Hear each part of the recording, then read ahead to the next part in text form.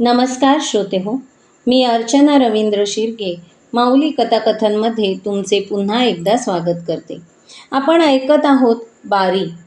लेखक रणजित देसाई. तेग्या जागा झाला. त्याने पाहिले, ऊन कल्ले होते. घुसपाची सावली लांब वर पडली होती. तेग्या उठून बसला. त्याने आजूबाजूला पाहिले. पोरांचा कुठेच पत्ता नव्हता. बायली, कुठं गेली ही पोरं म्हणत तेग्याने इकडे तिकडे पाहिले. जरा कान देऊन ऐकताच त्याला पोरांचा गलका ऐकू आला. तो पोरांच्या नावाने हाका मारू लागला. थोड्याच वेळात त्याला खालून उत्तर आले. काय र म्हाताऱ्या, तेग्याने ओरडून विचारले. सारी जनावरं आहेत नव? खालून परत आवाज आला. काय र, काय? जनावर जनावर, तेग्या ओरडला आणि स्वतःशीच पुटपुटला. ऐकू बी येत नाही ह्यासनी? हाईत हाईत, खालून आवाज आला. तेग्या रानाचा उतार उतरू लागला. आजूबाजूला बघत तो एक एक पाऊल टाकीत होता. त्याचे लक्ष गावाकडे गेले. तो एकदम थांबला. त्याने नीट निरखून पाहिले. गावाच्या रस्त्यावरून 2 गाड्या जात होत्या. तेग्याने डोळ्यांवर हात धरून ऊन चुकवीत बारीक नजरेने पाहिले. गाडी पाठोपाठ 5-6 माणसे चालली होती. तेग्याने एक वेळ सूर्याकडे पाहिले. दिवस मावळायला अजून पुष्कळ अवकाश होता. तो झपझप पावले टाकीत गुराखी पोरांजवळ आला आणि म्हणाला, माझी बी ढोरं घेऊन येवा र. एवढं बोलून तो चालू लागला. त्याने एकवार त्या गाड्यांकडे पाहिले आणि आडव्या वाटेने त्याने गाड्यांच्या रोखाने भरभर चालायला सुरुवात केली. रोवणीच्या दगडाच्या वळणावर त्याने गाड्या गाठल्या. तेग्याला पाहताच पुढच्या गाडीवानाने कासरा ओढला. गाड्या थांबल्या. गाडीत बायका बसल्या होत्या. सामान सुमान गाड्यात रिक्क भरले होते. पुढच्या गाडीवर दुर्गा फकीरा बसले होते. तोवर पाठीमागून चालणारी दासा, बाळा, कंकणा ही मंडळी समोर आली. त्या साऱ्यांकडे पाहून तेग्या म्हणाला, का र, कुठं निघालासा? जोरड्याला, फकीरा तुटकपणे म्हणाला. ते कशापायी? खाणीवर, कामाला. अरे खुळं का काय? तुमच्यासारख्या तरण्या ताट्या पोरांनी गाव सोडलं तर गावात राहणार र कोण? फिरवा गाड्या. का? तू राहशील, ईश्वरा राहील. असं बोलू नगसा. हात जोडतो तुम्हा मोर, पण गाव सोडून जाऊ नगासा. आणि गावात राहून खावं काय? दगडधोंड, कंकणा म्हणाला. अरे बघू काहीतरी. आजवर वाडवडिलांनी काय गाव सोडलं होतं? त्यांनी खाल्लं तेच आम्ही बी खाऊ. ते काय उपाशी मेलं नाहीत. म्हाताऱ्या, तवाची गोष्ट वेगळी होती. आता तुझ्या सांगण्याप्रमाण जर आम्ही गावात राहिलो तर समद्यासनीच उपाशी मरावं लागल. एवढे बोलून फकीरा दुर्गाकडे वळून म्हणाला, अरे बघतोस काय? मार चाबूक, नाहीतर शेवटची बी गाडी गावायची नाही. तेग्याकडे पाहून दुर्गाने चाबूक फडकावला. गाड्या हळूहळू पुढे सरकू लागला. तेग्याकडे सारे पाहत होते, पण कोणी काही बोलत नव्हते. बघता बघता गाड्या दूर गेल्या. पाठीमागून चालणारी माणसं तेग्याला ओलांडून गेली.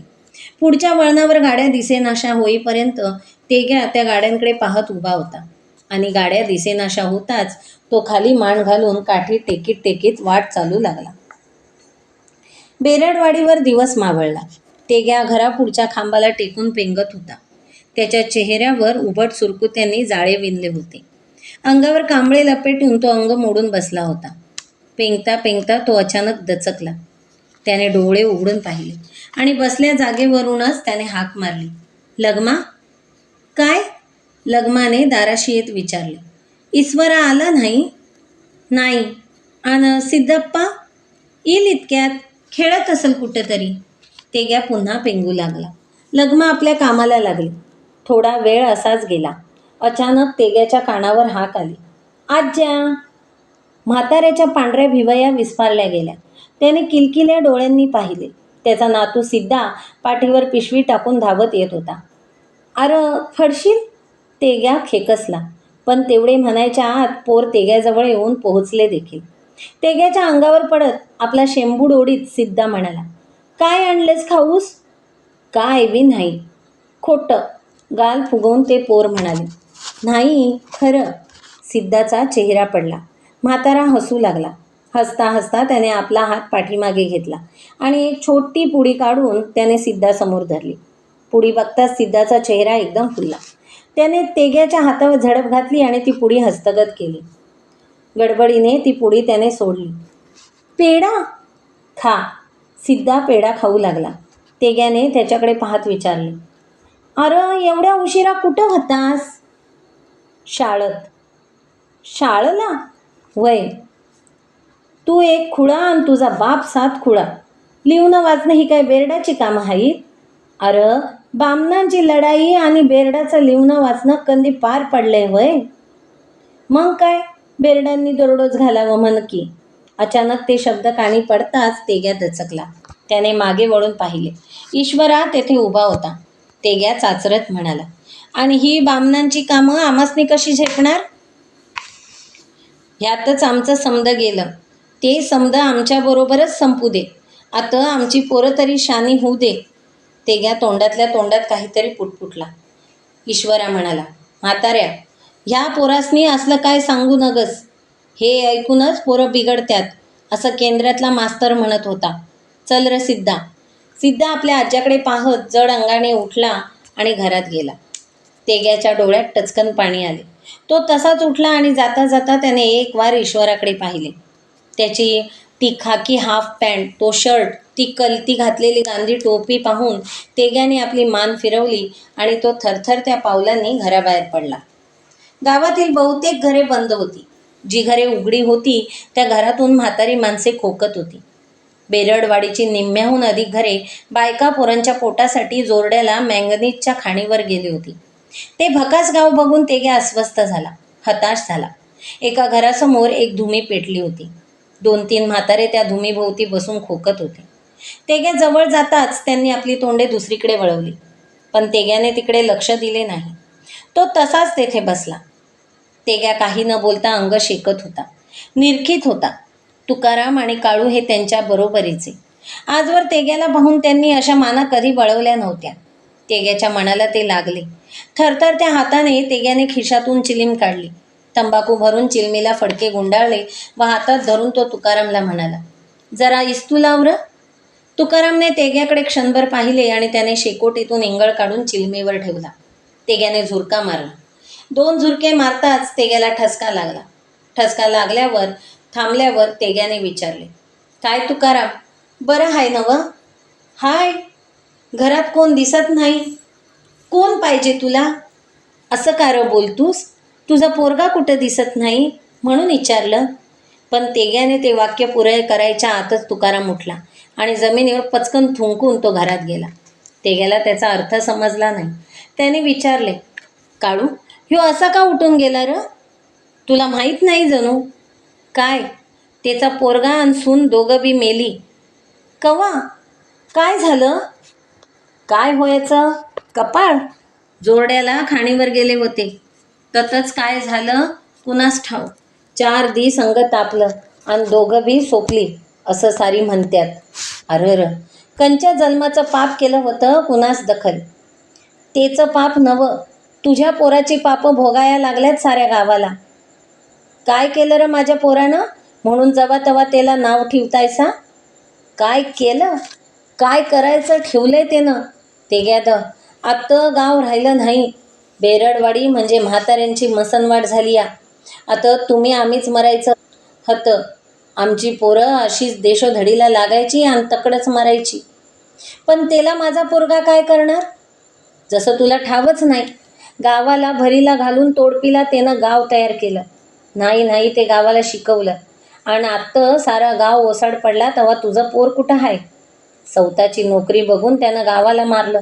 तुझ्या पायी गाव गप आहे, नाहीतर कवाच मुडदा पाडला असता त्याच्या गावानं. हायच कुठं तू तेग्यादा? तेग्या काही न बोलता गप्प होता. पण काही क्षणातच तसे बसणे त्याला अशक्य झाले. अंधारातून पाय ओढीत ठेचाळत तो चालू लागला. पायातले त्राणच नाहीसे झाले होते. पाऊल उचलण्याची शक्तीच त्याच्या अंगी राहिली नव्हती. जेवण होताच तेग्या घरासमोर येऊन बसला आणि त्याने शेकोटी पेटवली. त्याला काही कळत नव्हते. तेग्याच्या पाठीवर सिद्धाप्पा येऊन पडला. त्या स्पर्शाने तेग्या भानावर आला आणि मानेवर आलेला हात पकडीत तो म्हणाला, काय र पोरा, निजला नाहीस? नाही म्हणत नाक ओढीत ते शेंबडे पोर त्याच्या मांडीवर येऊन पडले. त्याच्या पायावर घोंगडे घालून तेग्या त्याच्या केसातून हात फिरवीत राहिला. सिद्धाप्पा म्हणाला, आज्जा. काय र? गोष्ट सांग की. गोष्ट म्हणजे र काय? गोष्ट र आमच्या शाळेत मास्तर सांगतात तसली. एक राजा होता. हा हा, तेग्या हसून म्हणला. कहाणी वय? वय वय, सांग की. कसली र सांगू? कसली बी सांग. तेग्याने काही क्षण विचार केला आणि सांगू लागला. पोरा, लई वर्षाची कहाणी हाय. तवा जंगल असं बोडकं नव्हतं, रिक्क होतं. सूर्याचा उजेड बी पाण्यातनं जमिनीवर येऊन पोचत नव्हता. तवा आमचं हतं राज्य असायचं. बेरडाचं नाव घेतलं तरी बी लोक मुतून घ्यायचं. ह्या बारीतनं दिवस मावळल्यावर एक तरी छकडी जाईल म्हणतोस काय? छ्या, काय टाप लागली होती कुणाची? तेग्या रंगून गोष्ट सांगता. एकदा काय झालं, आम्ही सारं असंच बारीत रात्रीचं लपून बसलो होतो. गाड्यांची वर्दी अदुगरच आली होती. डोळं फाडून आम्ही रस्ता टिपत होतो. आणि मग गाड्या आल्या. ऐक र, असं मध बोलू नगस. जेव्हा काय गाड्यांचं कंदील दिसू लागलं तेव्हा आमची मनं हरकली. गाड्या कवा येत्या तसं आमासनी झालं. फरशा सरसावून तोंडावर रुंबाल गुंडाळून आम्ही जय्यत तयारीत बसलो होतो. आणि मग काय झालं? आणि मग काय, जेव्हा गाड्या आल्या तेव्हा एक शिटी फुकल्या बराबर साऱ्यांनी गाड्या बेंदल्या. काय म्हाताऱ्या, कसली गोष्ट सांगतोस पोराला? तेग्याने आणि सिद्धाने चमकून मागे वळून पाहिले. दारात ईश्वरा उभा होता. सिद्धा आपल्या बापाकडे आश्चर्याने बघत उभा होता. तेग्या गप्प बसला. क्षणभर दारात उभा राहून ईश्वरा आत गेला. तो आत जाताच सिद्धा म्हणाला, आज्या, मग काय झालं?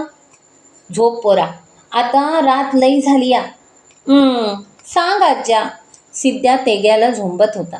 सांगतो पोरा, सांगतो. ऐक, सांग तर. अरे, तर मग काय सांगत होतो मी? हां, मग आम्ही गाड्यांजवळ गेलो. गाडीवाल्यांची बोबडीच वळली होती. म्या म्हणलो, काय र, कुठं गाड्या घेऊन निघालासा? बेळगावला, त्यो म्हणला. म्या म्हणालो, बेळगावला? आणि या येळचं? कुणी गाड्या लुटल्या तर? चला, तुम्हासनी पोचवतो आंधी. मग साऱ्यांनी गाड्या जंगल पार करून दिल्या आणि आम्ही दिवस उजडायला गावात आलो. सिद्धाने शेकोटीकडे बघत एक जांभई दिली आणि म्हणाला, आज्या, गोष्ट नाही आवडली. कहाणी आवडली नाही? नाही. मग तू सांग. सांगू? सांग. एक जंगल होतं. त्या जंगलात एक वाल्या कुळी राहत होता. लई वाईट, माणसं मारायचा. लई पाप केलं त्यानं. मग काय झालं? एकदा नारद मुनी त्याला भेटला. त्यांनी त्याला लई सांगितलं. त्यापासनं त्यानं माणसं बी मारायचं सोडलं, देवाचं भजन केलं. मग त्यो ऋषी झाला. ऋषी म्हणजे र? ऋषी म्हणजे ऋषी र. एवढं बी ठाऊ नाही हो तुला? लई मोठा झाला त्यो. आवडली कहाणी? आमच्या मास्तरांनी सांगितली या. खरं? वय. दोघंही गप्प होते. जेव्हा तेग्याचे लक्ष आपल्या नातवाकडे गेले तेव्हा तो झोपला होता. तेग्याने आपल्या सुनेला हाक मारली आणि सिद्धाला उचलून आत नेले. तेग्या शेकोटीजवळ एकटाच बसला होता. त्याच्या शेजारी एक कुत्रे येऊन अंग शेकत पडले होते. सारे गाव शांत होते. थंडी हळूहळू वाढत होती. तेग्याच्या निम्म्या अंगाला शेकोटीचा शेक लागत होता, पण त्याची पाठ त्यावेळी गार होती. शेकोटीच्या छोट्या ज्वाला आकाशाकडे धावण्याचा प्रयत्न करीत होत्या. बराच वेळ तेग्या गुडघ्यावर मान टेकून शेकोटी निरखीत होता. त्याला झोप येत नव्हती.